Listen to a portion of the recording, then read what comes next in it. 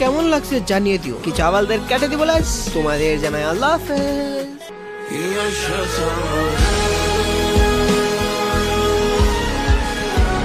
Hello, আসসালামু আলাইকুম। সবসময় গলার ভয়েসটা জোর করে কথা বলা যায় না, সবসময় মনে ফুর্তি নিয়ে আবেগী কণ্ঠে কথা বলা যায় না। কিছু সময় এমনও থাকে যখন কিনা কথা না বলতে চাইলেও কথা বলতে হয়, মনের বিরুদ্ধে কথা বলতে হয়। আপনাদের মাঝে অনেকেই ইতিমধ্যে খবর পেয়ে গিয়েছেন অ্যাডভান্স গেমিং এর মুজাহিদ ভাই আর দুনিয়াতে নাই। ইন্নাল্লাহি ওয়া ইন্না ইলাইহি রাজিউন। আপনারা সবাই তার জন্য দোয়া করবেন, আল্লাহর জন্য তাকে জান্নাত নসিব করুক।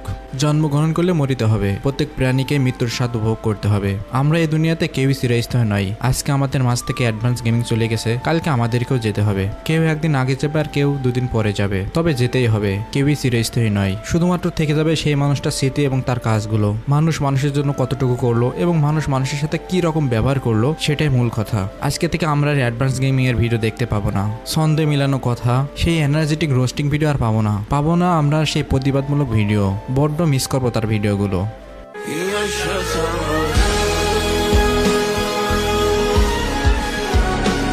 সত্যি বলতে কি জানেন, আমিও তার ভিডিও রেগুলার দেখি। তার কথা বলার ধরন, তার ভিডিও বানানোর স্টাইল সবকিছু আমি মিস করব। অ্যাডভান্স গেমিং এর সাথে পার্সোনালি আমার কখনো পরিচয় হয়নি, যদিও আমি সেই 2018-19 সাল থেকে ভিডিও বানিয়ে আসছি।